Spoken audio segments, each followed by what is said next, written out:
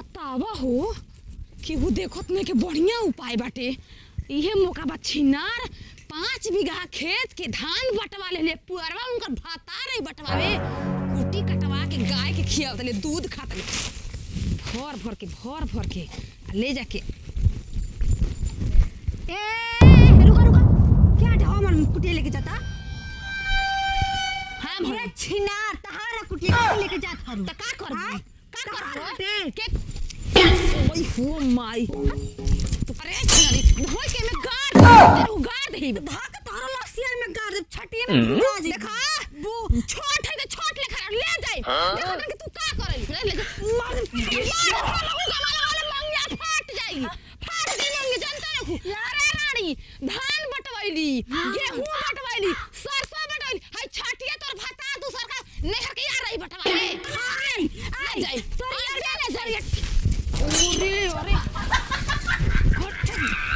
ठीक रे यही में गाड़ के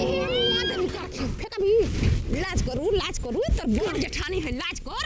होय के हमें हट खुद भी हिलू का करबू गाय के दूध पिए तर छिनरो त बरियार बनू हो नतिया तो करवा चढ़ा के रखे बा मौगा हट ले जा ले जी रे कैसे तू ले जी ले जा फार एक किरासन छिड़ के फूंक देबे के दी फूंक देब तेरा बाप के औकात नहीं है ए भोसड़ा भुला गईनी कनिया बन के आइलो हमर लइकन के दूध में पानी मिला के देत रहू पिए के त का हीरा मिला के दही जे बिया ते पिए पानी के डाल के छिनारी अपने भता के लुकवा के सब्जी धरत रह हट छिनरी हट हम को द्वार पर हट ले के त जाइबे कर छाटी त ले के त जाइबे कर ओई हो माई अरे तू मेरे चमई छोड़ अरे हट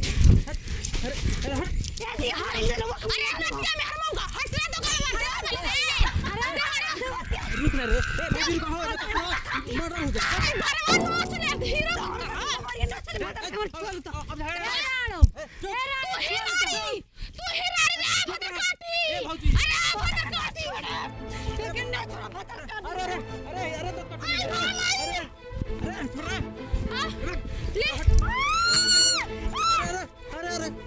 ले ले तू काय खाते रोज जीवा अरे छाटी ले जाए ले जा पैसा ले काय खाते एकर मांग फारो चलू ए छाटी खाते तू काय खाते लो धानवा बटोले छोटे तार माई बटवाई हां ले जाई धान नहीं त लागी एमे हंसा ना लागी रे करी अट्ठी मुसरा अरे छिनारी अरे भुआरी साथ भतारी नहीं हटे यार पते ना अंदर भाग लेके भागो रे छिनारी रोले छिनारी रोले ना रे बता के भाग रोले अरे कटिया हमरा के मेहना मार देलस रे पतर काटी करी अट्ठी मुसरा बारी तेरा खाले भी परी जात के भता देखो तो मरलस रे रानी अरे मरलस रे भती रे मरना मरलस रे भता रख ले रे रानी खले न रही भता रे कहनी तो चोर के छतिया पर छीन लिया अरे जवना देवरा पर गुमान कर तारे देवरानी ओह देवरा पर राज क के छोड़ले बानी हम जानते रे कि छोड़ला ही हो कभी रे पतर का हम जानते बन जा भौजी ले लो जा ना छोड़ ले चुम्मा ले रे का कर लेबी बिया काला में बिया पतर काट दो गला कहीं का ले जाई करिया ले ना जाई अरे भुआरी सत भतारी